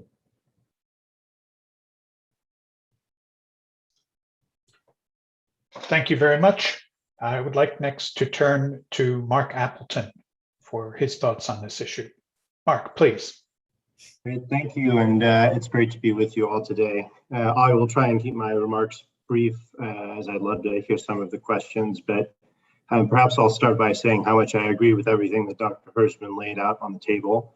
One point in particular struck me. The last job that I had before I left DC was to work in Congress, and many of the people that I worked with were extremely divided. And I think there was a divide between people who were sort of stuck on the way that we did arms control in the past and people who were interested in arms control in the future. And that's one of those things where I think we're kind of at a pivotal moment as a community, whether you're a policymaker, a congressional staffer, or somebody within the community. There is a changing strategic environment that I think all of us acknowledge, and that is going to require all of us, as Dr. Hersman said, take lessons from the past and think about how to apply those to the future. We all know the benefits that arms control can provide, whether it's enhanced transparency, establishing communication mechanisms that we can use in crisis, building trust and confidence, deterring and detecting cheating. But how those things are going to play out in the world where there's a rising China and nuclear technology seems to be more and more available to more people is something that requires some thinking. And I think that there's been a, as Dr. Hersman said, focus sometimes on advocacy over analysis. And because of the changing strategic environment, I think there is a lot of opportunity for analysis. I have some personal thoughts, having served in both the executive branch and Congress, about where those entities might focus a little bit of their efforts. And so perhaps I'll start with Congress and just say that I agree with the points that others have made, that there really aren't the kinds of expertise in Congress that there used to be, and the bipartisanship on these issues. I think there's a lot of people who recognize shared threats, but how we approach them is not necessarily the same. And so as I was thinking about what I wanted to say here, it kind of dawned on me that I think many in Congress need to approach trying to build consensus within Congress as arms controllers would approach the arms control process. And that includes things like figuring out what are we actually trying to do here? What are the shared goals? And as Dr. Hersman said, that can be a harder thing to identify than people think. Sometimes it is concern over for instance, that during my time in Congress, the debate over preserving the INF treaty Sometimes it felt like we were talking past each other when we were talking as Democrats about the importance of arms control, and our Republican colleagues were talking about how we were going to address China's buildup of intermediate range nuclear weapons. And so there's we're talking about the same topic, but we seem to be talking past each other a little bit there. And so, in terms of approaching your work in Congress the way you would approach arms control, look for little things that you can be doing bit by bit. One thing that it has shocked me is the lack of just formal congressional attention on these issues. The number of arms control hearings is almost none. The last one that I can remember was one that Senator Markey and Senator Corker did on no first use. Which is a topic that I think was not about analysis, it was about advocacy for two different positions, as both sides sort of had witnesses there talking not about the problem so much as about reinforcing one side over the other. There have got to be some congressional hearings on some of the modern strategic threats that we face in the arms control space. And those could be hearings. It could be something like the Perry Schlesinger Congressional Commission that happened so many years ago, and I think provided some very useful insights and guidance that have been important to what how we've approached our nuclear security, arms control and deterrence policy for a long time. We got to be talking sometimes about doing unilateral things. So, I think both Democrats and Republicans have some work to do here. I think that on the Democratic side, oftentimes we are pushing advocacy in ways that suggest the world is still as it was when it was just us and the Soviet Union, and after that when we were the sole superpower for a while, right? Things like unilateral reductions, no first use. Do I believe that we should consider doing those things? Absolutely. Are they the right issue to use to approach your colleagues across the aisle? Probably not at this moment. So I think that's worth considering. And on the Republican side, I think they need to do the same. Democrats are willing to invest in deterrence, but it has to be smart deterrence. Things like missile defense might not be the end all be all for our future. And so I would encourage my Republican colleagues who are interested in arms control to think about their hold on that. And secondarily, as somebody who was involved in the Iran negotiations, in the kind of view that when all else fails, sanction them. Sanctions are an important tool of foreign policy, but they're certainly not the only tool. And our two choices can't be sanctions or ignore a problem until it comes to military intervention. There's a whole suite of tools that we're depriving ourselves of diplomatically if we're not trying to find space where we have identified common problems and can work together. Another one is just creating small hooks, which I know sounds tiny in the grand scheme of things, but I think it is important to have bipartisan re-acknowledgements of the importance of arms control. And there are ways to do that, and there's willingness to do that. And I would point to the Asia Reassurance Initiative Act, which is a piece of legislation that Senators Gardner and Markey passed in the last few years that has entitled to Section 216, which is about non-proliferation and arms control in Asia. And yes, that is a small thing, a sense of Congress and some words about the importance of this. But in a place like Congress where staff turn over more and more frequently, I think it is important to have things that you can point back to and say, hey, we both thought this was a shared priority. Let's hash this out a little bit more and think about a path forward. I agree with some of the remarks from the earlier panel that there needs to be a reinvigoration of congressional participation in arms control around the world. It is very much the case these days that the executive branch is the left hand, the Congress is the right hand, and they're not at all coordinated with what they're doing at times. And I really think that hurts some of the efforts that we try and undertake. I frankly don't have as much experience or expertise as other members on these panels have had in terms of how those mechanisms worked and how they were developed. When I was there, I can say that they were pretty weak, and finding members to be champions was tough. When we would want to talk about issues or send around letters, it was the same handful of people on both the Republican and Democratic sides of the aisle that we went to. So I think that reinvigorating those mechanisms is important. And on the executive branch side of things, I would say that there is a lot of, there's a lot of good opportunity in thinking about what the future threats are, probably more so than Congress.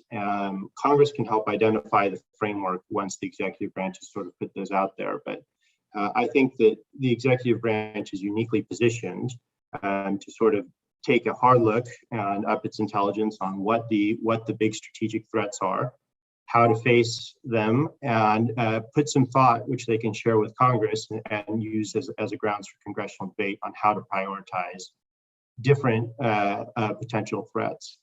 I would say the executive branch and Congress both should be thinking about different types of restraints other than the quantitative ones that we've seen in recent arms control agreements. New START was all about numbers. There are ways that I think the executive could use qualitative or behavioral agreements that don't necessarily require congressional approval to get stuff done. I think Congress needs to be open to some of those ideas. If you were, for instance, to try and do something with China, we have vastly different nuclear programs. And if you are on a quantitative kick and you say this has to be a number for number reduction, we just aren't going to get where we need to go. Frankly, we don't want to be in the position where we're trading number for number with China, because that would mean their program has swelled pretty substantially.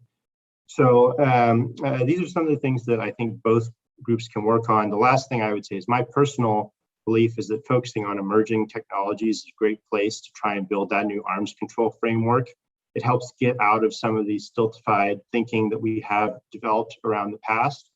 And it presents an opportunity for us to do some of these things before adversaries develop capabilities, get them into their military doctrines, and put us in a position where we're trying to play catch up. So I'm a little bit over. I promised to be short and I failed at that. So I will stop now and pass it off to Dr. Wellerstein. Thanks, John.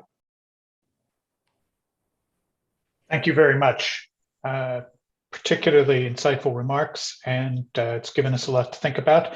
But I'd like to move to Dr. Wellerstein as soon as possible because I can't wait to hear what you have to say. Please. Well, thanks for having me. I'm really pleased to be on this panel. I am by far the least qualified member on this panel to talk about any of these things. I'm a historian. I have not worked in government. I don't do negotiations. I don't even really talk to Congress. So take my words with as many grains of salt as you want. And even as a historian, I don't usually study this type of politics particularly. So I did what any good academic does, and I called up my friends who do, and I talked to them for a little while. So I want to give a big credit to Amy Wolf of the Congressional Research Service, and also to my colleague Kristen Carl at Stevens, who is a political psychologist who works in partisanship. And one of the things that I thought that jumped out, if you look at the history of arms control, is to ask the question, has it ever really been bipartisan?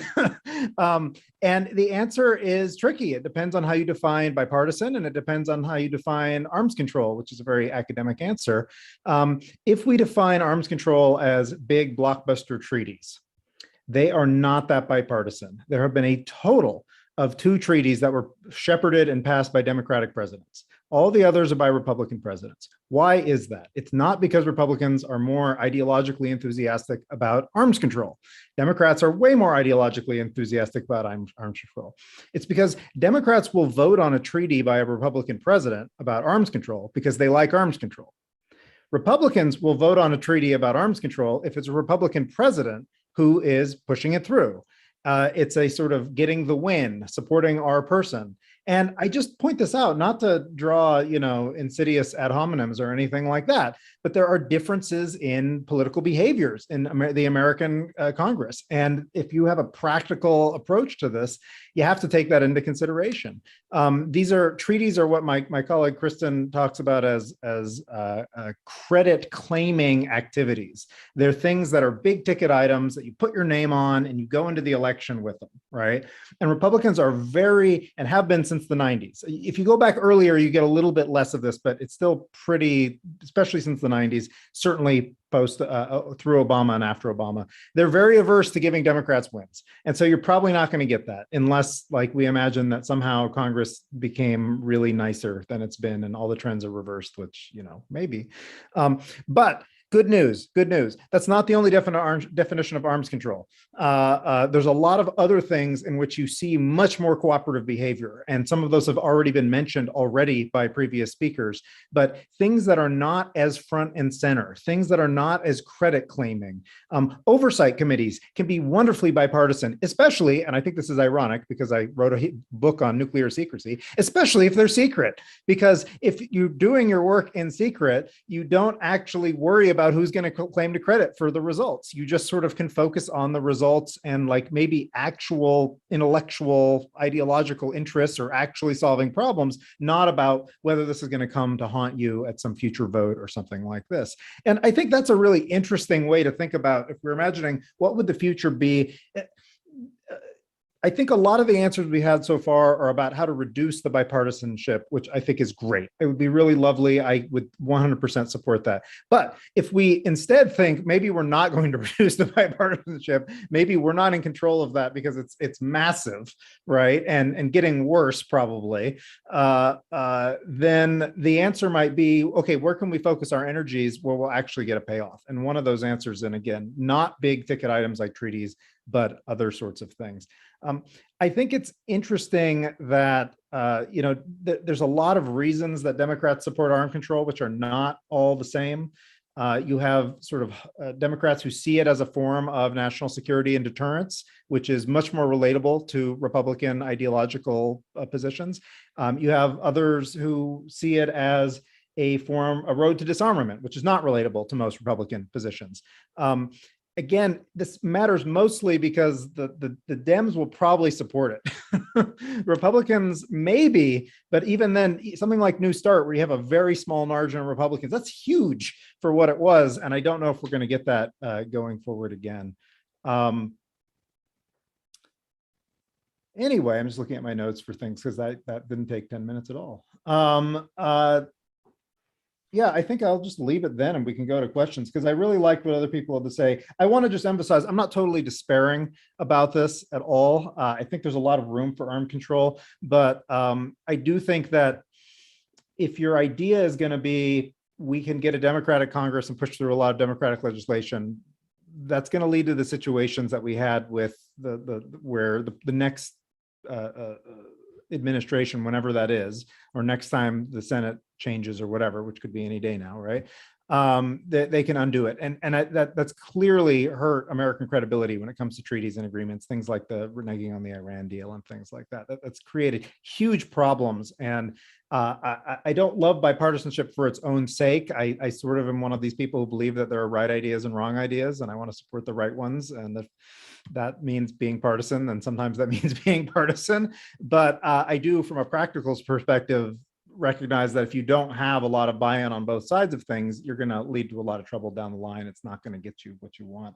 I do think that we could imagine a arms control that is focused mostly on these things that are not as big or in front. And it sounds like a lot of the activities that are being advocated for are exactly along those lines. So that's great.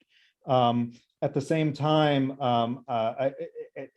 one can also hope that some future Republican president will be happy in favor of arms control, because that might be the only way to get big treaties passed, unfortunately, better or not. Anyway, I think I've said enough. I want to open it up to a broader conversation. Thanks for having me on here.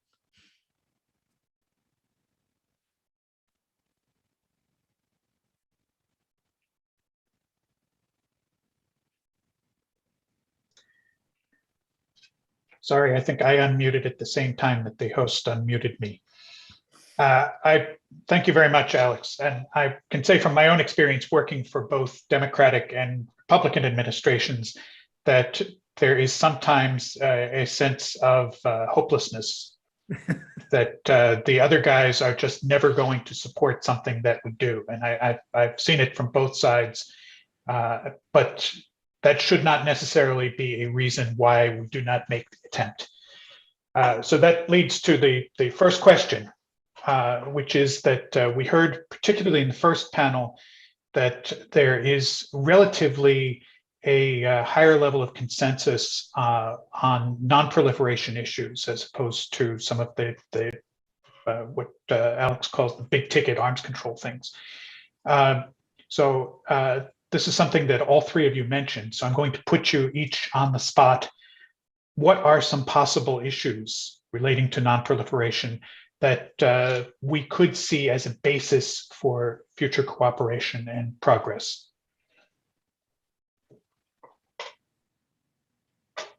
Rebecca, could we start with you, please? Sure. Well, I think the first one that comes to mind does relate to how we think about extended deterrence and working with allies and preventing breakout proliferation. So I do think that that's why I kind of say I think some of this focus on our alliances is pretty key, because there's certainly a lot of agreement, I think, that we don't want those countries developing their own nuclear weapons programs. Now, I'm not saying by definition you have to kind of make sure, the nuclear side of deterrence is the only way that we provide that reassurance. But I do think that is an important area of thinking about where a breakout occurs.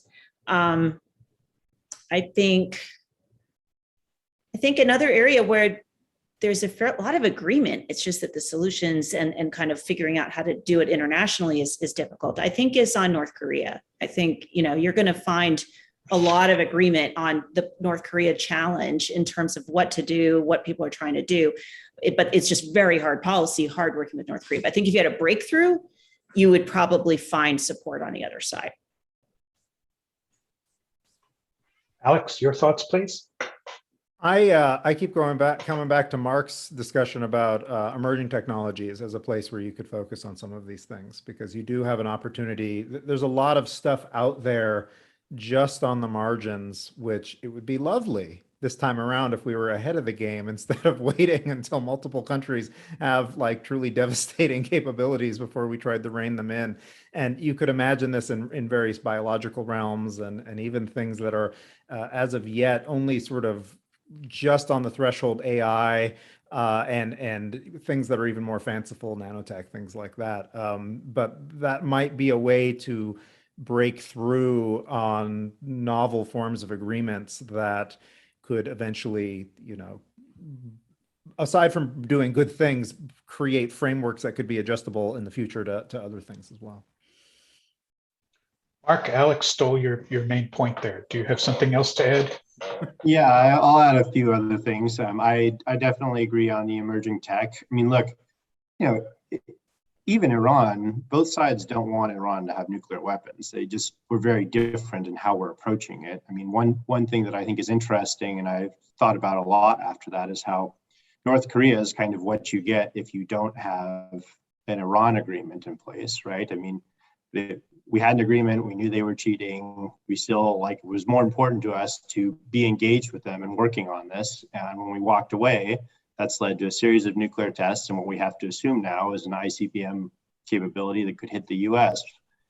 And, that is an example I think you could point to and say, this is why we've got to find some way to work on this. I wonder if, given Republican concerns about verification, there's ways to parlay some of the work on Iran into funding for increasing verification technologies. And then the other thing that I would say is that there was, to Alex's point, there's a lot of unsung quiet work that gets done by professionals in the government. I think those are great places for us to continue doing things, because at least what that does is it sets the stage for, if there's a Republican president, it feels like there's a victory to be claimed, them to take an arms control agreement or non-pro agreement forward, and same for a Democrat. But like the nuclear security summits that Ambassador Holgate ran during the Obama years, those were something that I think we trumpeted as a success. But as Alex points out, I don't know that Republicans necessarily felt they were the biggest thing in the world, but that was a lot of quiet work that went into important things like removing dangerous materials, converting reactors, putting mechanisms in place to talk about this stuff. And that is something that benefits democratic policy goals of trying to advance non-pro, but it also sets the stage for a Republican who may care to come in office and say, hey, we're doing really great work here, and there's a chance to do something even more. So I think we shouldn't lose sight of some of those small things that we have done in the past and that do a really good job of exercising those non-proliferation muscles. That's an excellent point, and particularly on the importance of verification as something that everybody agrees on. and something that we will need to be doing better if we want to have effective arms control in the future. There's a question for Rebecca. What has been something surprising that has come out of work that you've done with younger and more diverse groups of upcoming arms control experts?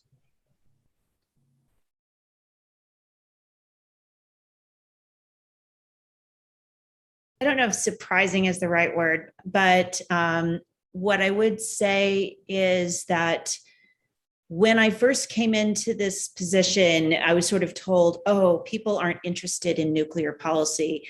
There aren't sort of up and coming generations. You have to go out there and kind of, gin that up. And actually, that is just not my experience. My experience is that there are up and coming students at the undergraduate level, at the graduate level, and beyond who are passionate, enthusiastic, curious, engaged, and can be really pushed in an analytically focused way. So I guess I would say the future is pretty bright. I mean, I actually find there's a deep well of talent, and we just really have to just pull them along. We certainly have it. Please, I just wanted to say we have a deep well of talent at the center, and we're working hard on it every day, and almost everybody is younger than I am. Alex, please. I just wanted to add, we've done some studies on younger people's interest and awareness on these issues. And the general result is that many of them are not aware of these issues, but that's actually not the worst possible outcome, because once you make them aware of it, they actually can be extraordinarily enthusiastic about them. They don't have strongly defined positions yet, and that means they're actually convincible to a lot of things, and you can actually make this something that they care about. And so it's sort of both a challenge and an opportunity, right? Your general younger people nuclear is not as high on their radar as like climate change or social justice or lots of other things. On the other hand, they're very willing to assimilate it as part of their radar, if that the metaphor breaks down. But so I think it's really great the work you're doing to sort of harness that and turn it into something tangible for policy purposes. Thank you. I think we have time for one more question. So for all of the panelists, does the executive branch have a role in fostering congressional bipartisanship on arms control issues? And what are some ways in which the executive can lead by example?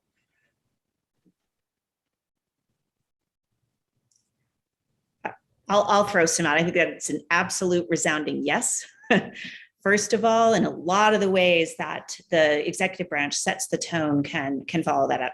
That can include the way you put together initiatives or the way you engage internationally, whether you engage CODALs and others to kind of bring them from the start is a big piece of that. Something else that got mentioned earlier is all the quiet work, constructive work that can go on between the executive branch and the legislative branch.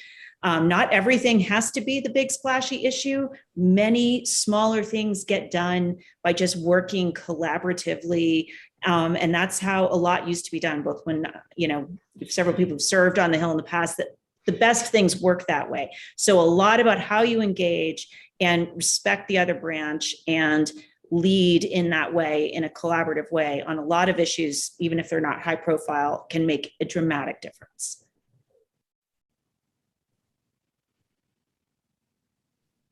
I'm happy to jump in with a few more too. I mean, I violently agree with Dr. Hersman.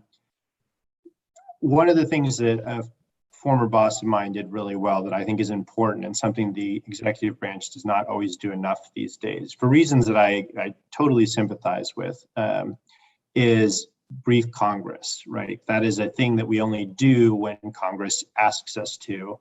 It's viewed as a chore and a potential liability as opposed to something that is important. And yet, one of the things I will forever admire about Secretary Moniz is whenever the issue came up that was relevant to somebody's congressional jurisdiction, including on nuclear non-pro issues, would offer to come brief, offer a phone call, so that he could at least provide some information and what the Department of Energy was doing on it. And granted, we're a small player in some of this stuff, we're a large player in other parts of it, but that meant good relations. And I think a lot of candid conversations, especially during the congressional review period, where he at least was talking to both sides of the aisle, and people from both sides openly and honestly. And ultimately, he didn't win the support of some of them, but at least there was kind of a more honest airing of the issues instead of us talking to each other through TV. So that's one thing. And then I agree with Dr. Hersman. There's a lot I think the executive branch could do to try and find ways to include congressional staffers and even members of Congress in things like, say, going to the IAEA General Conference, which is not something that they traditionally do. And there's a difference between the roles of Congress and the executive. And frankly, Congress doing some of the big picture stuff does not see the day-to-day details and day-to-day challenges that you face doing implementation. And finding ways to bring them in to see that, I think might help inform some of their discussions a little bit and make them sympathetic to the other side's complaints, because these issues come up in bilateral meetings and in the conferences that we have where people say, okay, well, how are we balancing deterrence and our non-proliferation goals and our arms control goals? And those are real conversations that that the executive has that are important to the legislative. And it's not every day that the legislative branch gets to see some of that back and forth and understand that it's not something that the executive branch is ignoring. It's something that they're hearing constantly and making calculated decisions about. Thank you. We have 6 minutes more, so that means one more question. And we have a good one that I think all of you will have an opinion on. There's been a lot of stories recently about new developments coming out of China, including just today I was reading about additional information on the missile silos that are being developed, and the suspicion that the Chinese weapons program is leading to a possible new arms race. There seems to be bipartisan concern about what is China's ultimate policy and what to do about China. So is this an area where we could look for some bipartisan ways forward?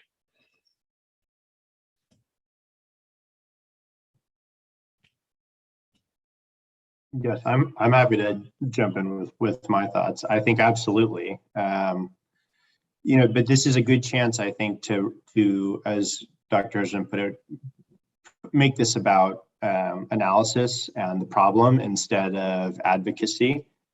Our nuclear program is very different from China's. The way that we approach our international relations is very different. It's not like people have not tried to engage China in non-proliferation and arms control talks. That's just not something that they've been willing to do. And so I think that there is room for bipartisanship here. I think both sides see it as part of the problem. I mean, that's going back to that little section of the Asia Reassurance Initiative Act that I mentioned. That's part of the reason I could convince Senator Gardner's staff to write that in, is concern over China's weapons program. And, going forward, I think there's got to be, it would behoove us to think about what trades we were willing to make there. There are definitely going to have to be some trades on the deterrence front, but there are also some things that we should feel free to ask for on the arms control and non-proliferation front too. I mean, as the Barry Schlesinger Commission said, our nuclear security is best served by a balance of arms control, non-proliferation, and deterrence. And I think this is a good opportunity not to let any of those things get too out of whack. Alex, you seem deep in thought on this. I think it's really difficult with China, and I don't want to sound depressing, but we need to acknowledge that again, the trades that Mark was mentioning, there's reasons why they're building things up the way they have. There's a goal that they're trying to accomplish, and we need to find something that is mutually acceptable. We will need to get support for something that will make potentially Americans uncomfortable. And that's, I don't see a way to make it that there's no one-sided win that's going to come out of this, right? The Chinese are not interested in that. That's very clear, right? They're barely interested in a mutually beneficial win when it comes to this kind of stuff. So I do think it's something that you could get to use Ms. Hersman's framing. I think you can get people to agree there's a problem for sure across the aisle. But I think the question of how you approach that problem, whether it's through trying to have negotiations or whether it's trying to build up our own magical new weapons or something, I think that's going to be really hard.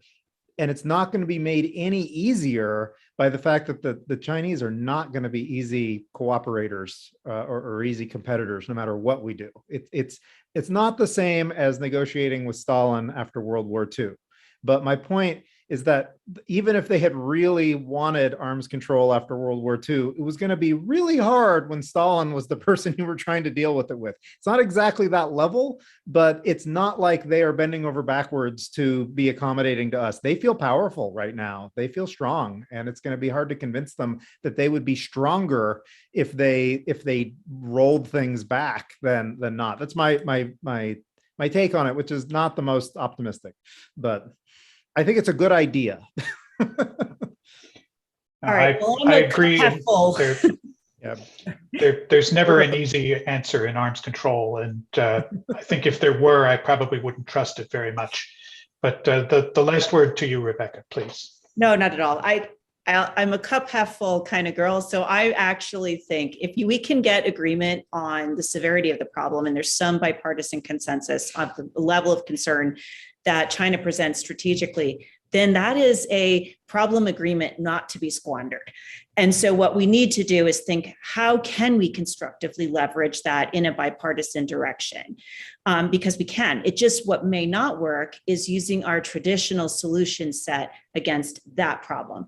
So some of the ideas that have come out, whether it's looking at some of the emerging technology areas, thinking in perhaps a couple of more multilateralized frameworks as opposed to others where, that we might make some additional progress. This might be a place where we could get creative and think about those asymmetric type trades that we know need to occur in a complex strategic environment, but we haven't mastered the modalities for doing something like that going forward. Really hard, complicated. Maybe this is where you need that commission that Mark raised, but there are very, very difficult questions, but we cannot squander agreement on a problem. But we're going to have to change how we talk about things. For example, we assume, and with the Russians, that transparency is always a magical good. Well, the best I can tell, and I'm not a China expert, is that China vests a lot of its strategic security on opacity. So is it possible that every time we, rattle on about transparency initiative this and transparency initiative that in fact we feed the very anxieties that they are pushing back on? So we have to really check a lot of that, and I think build bottom up. But I would say where you have agreement on a problem, don't squander that. There's bound to be good work to be built on it. I think we have an agreement on that point, in fact. So with that, I'm going to conclude this panel. Very big thank you to all of our panelists for the excellent insights they have presented, and certainly given me a lot to think about. And I would like to turn the meeting back over to my boss, John Tierney, for some concluding remarks. John. Well, thank you, John Rath, and thank you for all your panelists and the people that asked questions to that panel. Again, it shows the magnitude of the issues that are being confronted by the Center for Arms Control and Non-Proliferation and others in this field, along with the House and the Senate and the executive branch, and that confront all of us as citizens here. This is no small matter, and it's very important that it has our attention. I want to thank all of the people involved today. I want to thank Speaker Pelosi, Senator Van Hollen, all of our panelists, Ambassadors Pifer and Burk, Deputy Assistant Secretary Wier, Mark Appleton, Rebecca Hersman, Alex Wellerstein, everybody for their time, for their insight, and for giving us a lot to think about going forward. We really appreciate those in the audience who took the time to ask questions, but everybody who participated by viewing through any of the available mediums that were there.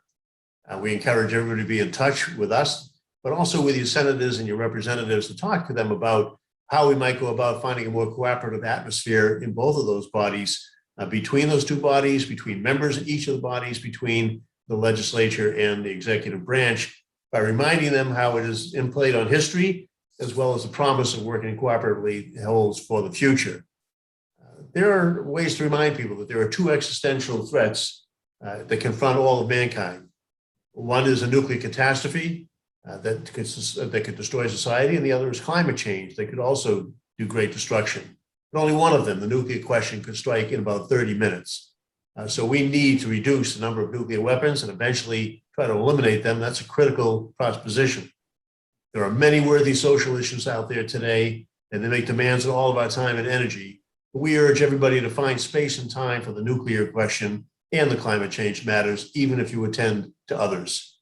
Our very survival depends on us working together without partisanship on more than one issue at a time. The good news is that we really can have an impact through our actions, and this is a problem that we can overcome if we have the will and we have the leadership. Again, I hope you'll stay in touch with the Center for Arms Control and Non-Proliferation. You can follow us on Twitter at nukes_of_hazard, and our website, armscontrolcenter.org, where we also have our podcasts and our blog and other features.